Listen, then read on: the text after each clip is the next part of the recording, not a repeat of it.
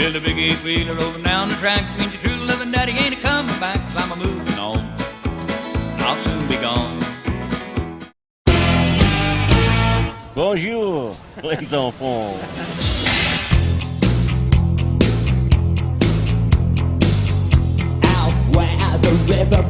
Plus de 100 000 personnes, un énorme festival, le plus grand jour de fête de l'année, férié dans tout l'état de Victoria.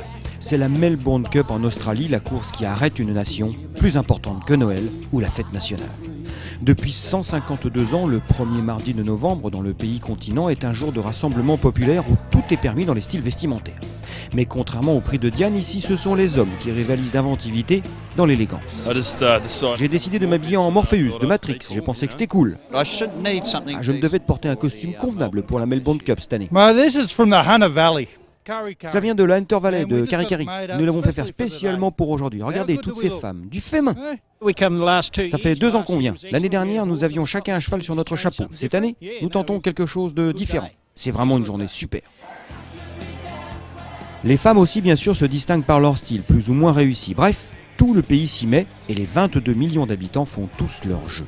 Mais pourquoi un tel engouement ? Non seulement les courses de chevaux sont un sport national très populaire et médiatisé en Australie, mais l'événement né il y a 152 ans est fondateur de la toute jeune nation qui a quasiment le même âge. Mais c'est la Melbourne Cup, il faut le vivre quand on habite ici. C'est plutôt une fête. Je ne m'intéresse pas aux courses 51 semaines par an, mais je viens ici surtout pour m'amuser et je pourrais bien devenir un expert rapidement. Depuis 152 ans, à travers les crises et les dépressions, cette fête a lieu et aide les gens à traverser les périodes difficiles. C'est vraiment la course qui arrête une nation. Notre première ministre, Julia Gillard, est actuellement au Laos pour une conférence Europe-Asie. Elle va quitter la conférence pour se rendre à l'ambassade d'Australie et regarder la course. À l'autre bout du monde, c'est la France qui fait l'actualité. En effet, les 2 dernières éditions ont été gagnées par des chevaux français qui remettent leur titre en jeu. Le vainqueur de l'an dernier, Dunaden, est le 2e favori. Le pensionnaire de Michael Delzangles, parti du bas de l'échelle, acheté 1500 € foal, revendu à réclamer pour atteindre les sommets mondiaux, a plus de 5 millions d'euros de gains. Il vient de gagner la Caulfield Cup, la meilleure préparatoire, mais cette fois, il a le top weight de la course avec 59 kilos.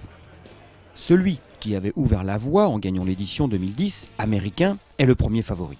Chouchou du grand public, ce magnifique et très sympathique cheval bébrun vient de conclure 4e de la Caulfield Cup. Il a été très soigneusement préparé par Alain de Royer-Dupré, un maître du temps. Mais les propriétaires australiens ont décidé à la dernière seconde de limoger son jockey habituel, Gérald Mossé, en faveur de l'Australien Damien Oliver. C'est un gros risque de changer les habitudes d'un tel cheval, âgé de 7 ans. Il faut rappeler que la Melbourne Cup est un handicap. C'est même le handicap le plus riche du monde, sur la distance de 3200 mètres, ce qui est une bizarrerie en Australie où toutes les courses sont basées sur la vitesse et où 2000 mètres est d'ordinaire la distance la plus longue. Les engagés se bousculent pour participer et le nombre de partants est limité désormais à 24.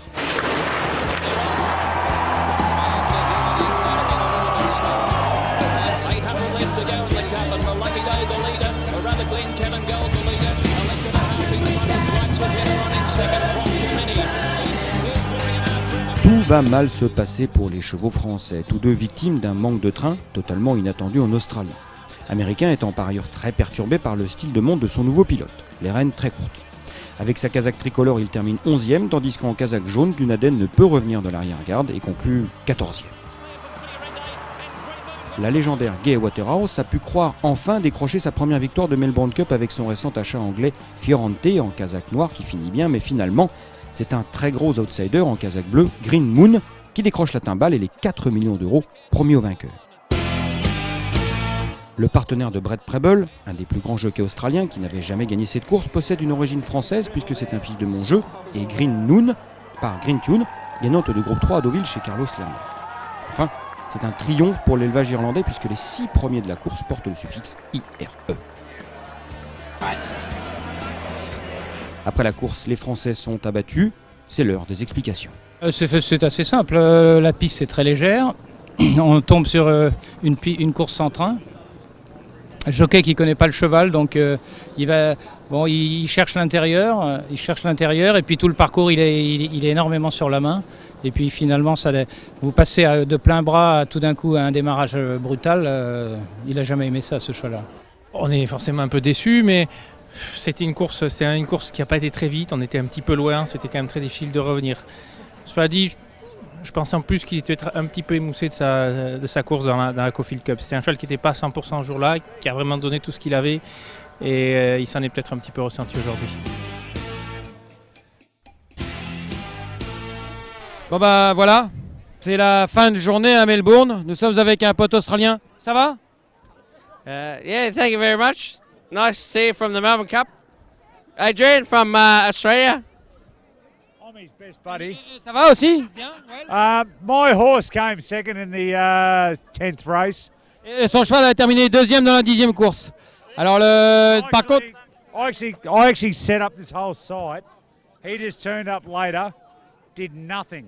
did nothing. Ah bah did nothing, c'est un peu nous quoi. C'est un peu nous dans la Melbourne Cup. Donc on n'a plus qu'à se refaire. Boire une bière australienne avec des potes. Ah oui. Taking a view. T'avais avec une copine, tiens. On va repartir avec elle. I was feeling a little horse the other day. Voilà. On a pris une belle branlée aujourd'hui, mais on va se refaire dans la nuit.